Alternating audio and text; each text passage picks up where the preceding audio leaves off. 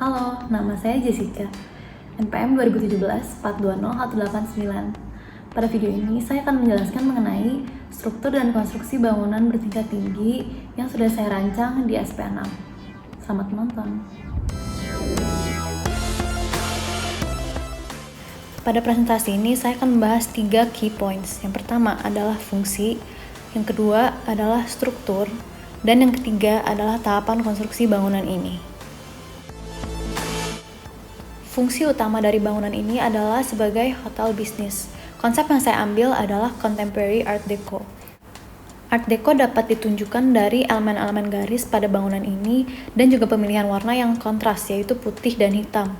Lalu elemen modernnya adalah penggunaan material kaca, bentuk yang streamline, dan juga desain yang minimalis untuk eksterior dan interior bangunan ini.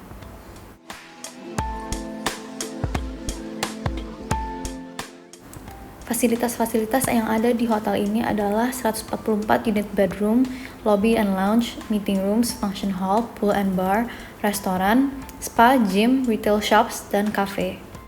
Berikut adalah beberapa gambar-gambar eksterior dan interior dari bangunan ini. Lalu untuk fasad bangunan, material-material yang digunakan adalah kaca, beton plester putih, frame baja, dan green wall.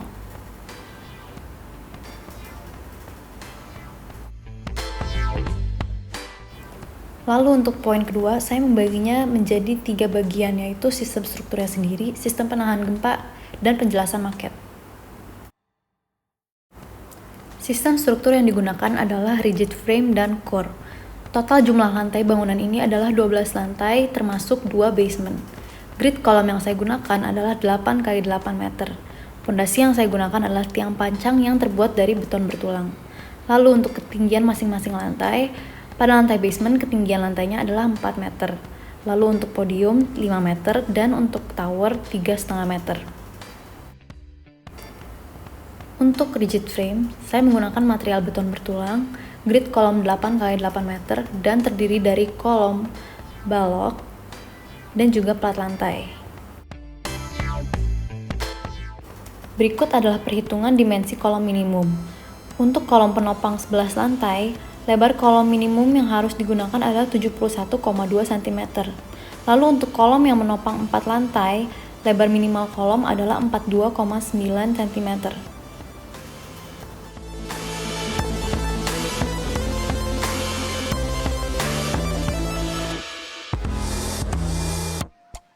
Dapat dilihat bahwa kolom yang saya gunakan adalah 80 x 80 cm dan 60 x 60 cm, di mana artinya kolom yang saya gunakan sudah cukup memenuhi standar minimum.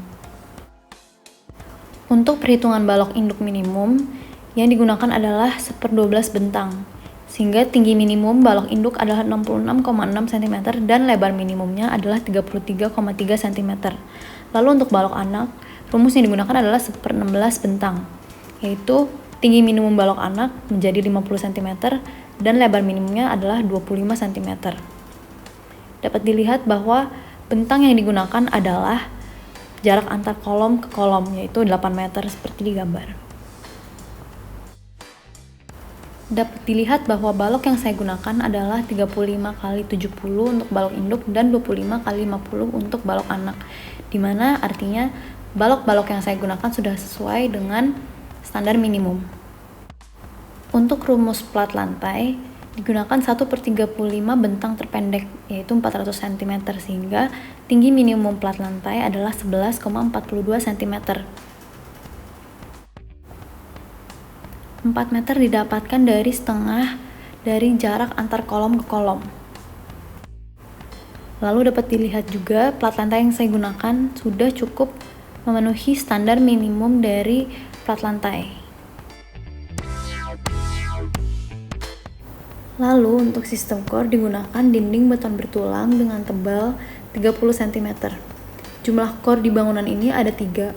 Nah, core ini gunanya apa sih?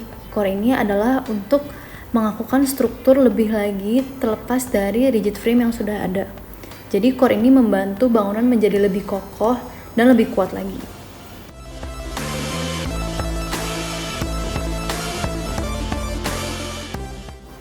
Lalu integrasi yang akan saya bahas adalah integrasi struktur dan utilitas.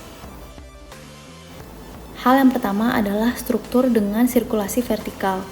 Sirkulasi vertikal ini berada di dalam core bangunan, sehingga struktur core dan utilitas sirkulasi vertikal saling berintegrasi. Sirkulasi vertikal yang ada di dalam core adalah tangga kebakaran, yaitu yang berwarna merah. Yang berwarna ungu adalah lift pengunjung, dan yang warna hijau adalah lift service. Selain sirkulasi vertikal, sistem air bersih juga berintegrasi dengan struktur dengan cara menempatkan shaft air bersih dan juga air kotor di dalam core bangunan. Shaft air bersih dan air kotor terletak di dalam core yang berada di tengah-tengah bangunan, sehingga distribusi menjadi lebih rata. Kemudian terdapat juga shaft untuk listrik dan AC yang terletak di sebelah shaft air bersih dan air kotor. Shaft-shaft ini dipisahkan namun terdapat dalam satu core yang sama.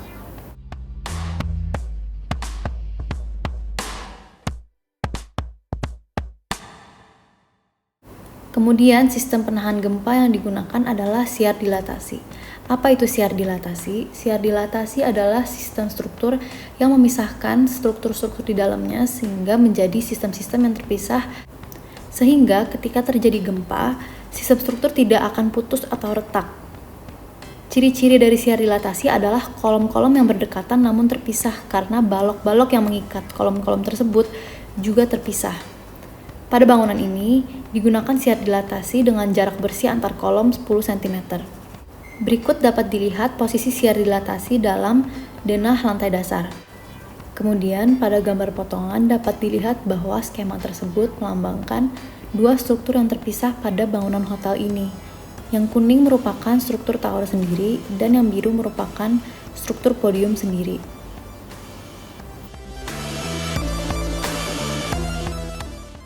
Ini adalah marka struktur saya. Ini adalah bagian basement 0 dari bangunan ini.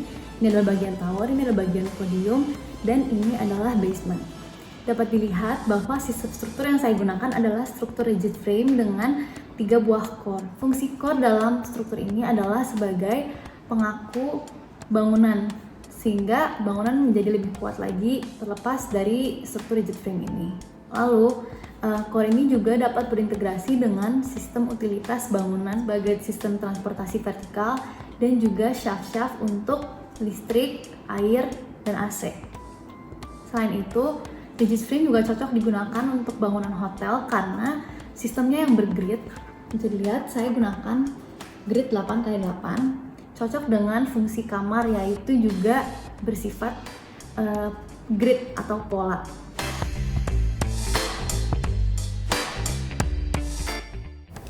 Poin yang terakhir adalah tahapan konstruksi. Yang pertama, persiapan lahan. Hal ini merupakan pembersihan lahan agar bangunan dapat dibangun di lahan yang kosong. Setelah itu, dibangunlah basement.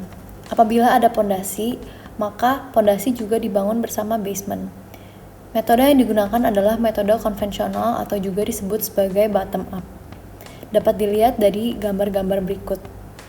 Yang pertama dilakukan adalah dicor ke dalam, kemudian dipasang dinding-dinding penahan tanah. Apabila ada pondasi dilakukan sebelum pemasangan dinding penahan tanah.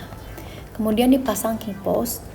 Setelah king post dipasang, baru mulai dibangunlah basement dengan kolom-kolom dan balok serta plat lantai. Ketika semua itu sudah kering dan kaku, maka king post boleh diangkat dan basement sudah selesai. Setelah basement selesai, baru dapat dibangun lantai podium dan lantai tower menggunakan metode yang sama, yaitu dari bawah ke atas.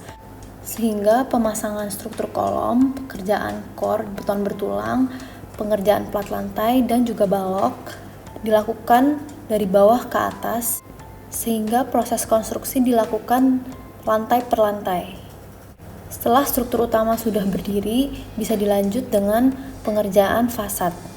Setelah semua kulit bangunan sudah terpasang, maka hal yang terakhir yang dilakukan adalah pemasangan gondola di lantai atap bangunan untuk proses pembersihan kaca bangunan ini. Sekian video dari saya. Terima kasih dan semoga membantu.